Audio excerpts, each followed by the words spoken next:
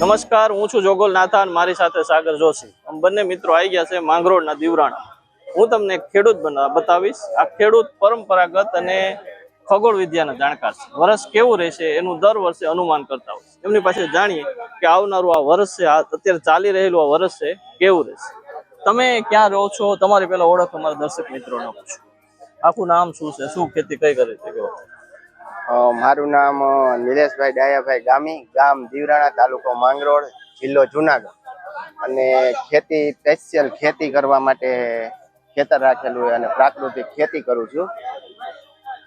હવે નિલેશભાઈ, મારે એ તમને પૂછવું હતું, આ વર્ષ છે કેવું રહેશે? આ વર્ષ શરૂઆતના 2 મહિના છે એમાં સારું છે, વરસાદ ને તળમાં પાણી આવી જાય એવું છે. પછી શ્રાવણ મહિનો જેમ જેમ આવતો જાય એમ વરસાદની ઘટ પડતી જાય. છેલ્લે જેમ આગળ ભાદરવો આવતો જાય એમ ધીરે ધીરે વરસાદ સ્લો થઈ જાય. એટલે છેલ્લે વરસાદ એવું છે ભાદરવામાં 80% ગયા વર્ષ કરતા 80% વરસાદ થતો. એમને બધા લોકો એવું કહે છે, આ તમારું જો આમ છે બધા લોકો એવું કહે છે કે શરૂઆતમાં નબળું રહેશે. તમે એવું એક મળ્યા અમને કે તમે એવું કીધું શરૂઆતમાં વરસાદ, તો એટલે જૂન જુલાઈમાં વરસાદ ફૂલ થશે? હા, જૂન જુલાઈમાં પાણી આપણે જે ઓલ સૌરાષ્ટ્રના હે ને પાણીના તળ ઊંચા આવી જાય અને ઈ જ પાછા તળ શ્રાવણ મહિનાના એન્ડ માંથી પાછા નીચે જવા મળશે. પાણી મગફળીને પાણી આપવું જોઈએ, કપાસને પાણી આપવું જોઈએ. એટલે આગળ સારું છે. જેમ જેમ ચોમાસું આગળ વધતું જાય એમ વરસાદ સ્લો થતો જાય. એનું કારણ શું છે નિલેશભાઈ? શું જોવા મળે કે આ આવું થાય પાછું? એવું છે કે જે કસ કાતરા આવ્યા હતા ને એ શરૂઆતમાં સારા આવ્યા હતા બધી વખતે, પાછળના ગર્ભ પાયકા નથી. અચ્છા. ઘણી વખત માવઠા થયા, માવઠા થાય ને ઈ ગર્ભ પાકતો નથી. 195 દિવસે ઈ ગર્ભ હે ને ઈ વરસતો નથી. જો વરસાદ થયો હોય ને ગર્ભ જયારે બંધાતો હોય ત્યારે તો ઈ પાકતો નથી. એટલે આપણે આ 195 દિવસ વાળું ઘણા વર્ષોથી જોઈએ છે. એની અંદર જેટલી વખત વરસાદ આવ્યો ને એ ગર્ભ 195 દિવસે પાકતો નથી, એમાં વરસાદ આવતો જ નથી. અચ્છા, તો એ જે ગર્ભ નથી પાક્યો એ આ પાસ્તરના ટાઈમમાં એવું બન્યું? હા, પાસ્તરમાં જે આપણે છાટાછૂટી થઈ હતી એટલે એ બહુ આ વખતે એનું તકલીફ કરાવશે. અચ્છા, તો ખેડૂતોમાં કઈ રીતે પાકજન્ય વાવવામાં શું કહે નિલેશભાઈ? શું કહે તમે ખેડૂત વાવવામાં? હા, ખેડૂત છો. જો કપાસની અંદર પાસ્તર વરસાદ થાય તો ઘણી બધી નુકસાની આવે, રાતડ આવે, પછી મસીના પ્રોબ્લેમ રહે, જે જીંડવા બંધાણા હોય એ ખરવાના વરસાદથી પ્રોબ્લેમ રહે. આ વખતે પાછળ વરસાદ નથી એટલે કપાસમાં સારું રહેવાનું. તો મગફળીમાં એવું છે, શરૂઆતમાં વરસાદ થાય, બંધારણ ટાઈમ ટુ ટાઈમ થઈ જાય, પાછળ આપણા કુવાની અંદર પાણી આવી જવાના, તર ભરાઈ જવાના.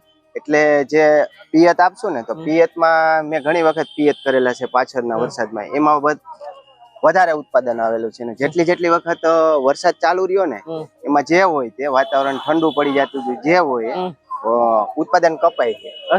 અને જેટલી વખત પિયત આપીને ઉત્પાદન મગફળીનું લીધું ને એમાં સારું આવેલું છે.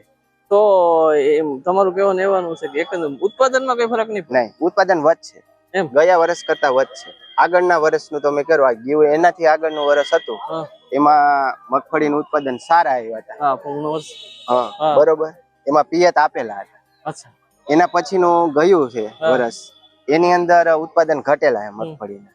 અમારું મગફળીનું હબ છે જે દરિયાઈ પટ્ટી છે, એમાં 2 ખાંડી, 2.5 ખાંડી, 1.5 ખાંડી એવા ઉતાર આવે. 20-22 નંબર એવી મગફળી આવે છે, 110 દિવસ 20 દિવસના લાંબા ગાળાના પાકવાળી. અને ઓરવેલી હોય, અમુક ને વાવણીમાં હોય, એ રીતના હોય. પણ આ વખતે ઉત્પાદન કપાસ ને મગફળીનું સારું આવશે. પણ એક પ્રોબ્લેમ છે કે ઉંદર, ઈયળ અને મસી અને ઝેરી જીવાત, એટલે કે એમાં બધું આવી જાય, સાપ ને એવું બધું, વીસી ને એવું, એનો બહુ એટેક રહેવાનો છે. હા, બહુ ખ્યાલ રાખવો જોઈએ આ વખતે.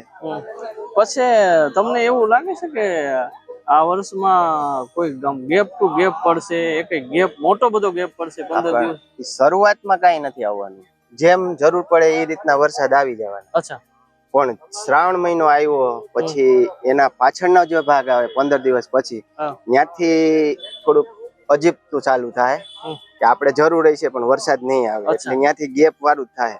એમાંય પાછું એવું છે કે ગીર સોમનાથ થી માંડી અને દ્વારકા સુધી દરિયાઈ પટ્ટી જે અમારો વિસ્તાર આવે કે દરિયાથી 15-17 કિલોમીટર ની રેન્જ છે, એમાં વરસાદના ઝાપટા ને એવું ચાલુ રહે.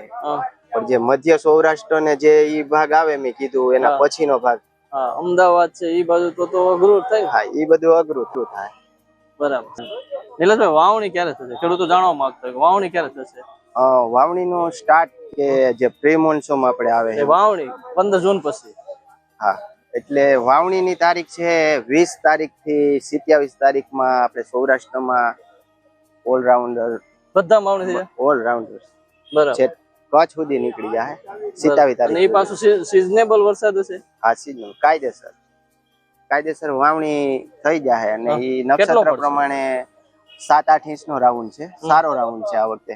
પછી કન્ટિન્યુ ચાલુ રહેવાનું છે કે જો પેલો રાઉન્ડ ચાલુ આવી ગયો પછી એવું થાય કે ખેડૂત એમ કે વાવવાનું છે તો ગારો છે તો એક દી જાળવી જાય, કારણ કે હવે બળદ નથી, ટ્રેક્ટર છે બધા પાસે. એટલે શું કરે કે કાલે વાવશું, મજા આવે વાવવાની. એવું કરવામાં રહેશે ને તો પાછળની સિસ્ટમ ટચ થઈ જાય. એટલે થોડું ઘણું પણ ઓલું કરી અને વાવેતર વહેલું ચાલુ કરી દેવાની મારો આગ્રહ છે. હવે તમને એક મારે પ્રશ્ન પૂછ્યો હતો, ખેડૂતોની જીવન ધોરણ વિશે તમને શું લાગે છે? આ બહારનો પ્રશ્ન છે, તમે ખેતી કરો છો, સુધરા છે કે ડાઉન થયા છે? એક વર્ષ માટે કે લાઈફ ટાઈમ માટે ખેડૂતનું ભવિષ્ય નબળું રહે. હા એનું કારણ છે ઉત્પાદન સરકારને ડબલ જોતું હતું કે જે તે કૃષિ યુનિવર્સિટી હોય એને એવા બિયારણ બનાવ્યા છે. એમાં નો ડાઉટ છે કે હું જયારે ખેતી કરવા વર્ગ્યો ને ત્યારે હું ખુદ મારા ખેતરની અંદર 10 થી 15 મણ મગફળી લેતો હતો. આજે હું 35 થી 40 મણ, 40 પ્લસ થઈ જાય છે. બરોબર. તો ઉત્પાદન એને જોતું હતું એવું બધું ઘઉંમાં બધી વસ્તુમાં ઉત્પાદન આપણે આપ્યું છે તો ભાવ ડાઉન થઈ ગયા. હવે તમે એક વાત કરો કે હું જયારે ખેતી કરવા વર્ગ્યો ત્યારે 350 રૂપિયાની ડીએપી ની થેલી આવતી હતી. બરોબર. એ જ સમયે મગફળી 7,000 ની ખાંડી હતી. હવે તમે હિસાબ કરો, આજે 2250 રૂપિયા ડીએપી ની થેલી ના હે અને મગફળીના 30,000 છે. તો હવે એ બે નથી થતું. બીજા નંબરમાં કે ત્યારે હું 40 રૂપિયામાં એક મજૂર લઈ આવતો કામ કરવા, અને એ ટાઈમ એવો હતો કે 7 વાગે આવી જતા, 12:30 રજા, 2 વાગે વર્ગી જતા અને 6 વાગ્યા પછી છૂટા થતા. હવે એ જ સમય અત્યારે 9 વાગે આવે છે, એ પછી પાણી પીવે, કપડા ઓલા એના હોય એ બધા પહેરે, એટલે 9:30 થાય.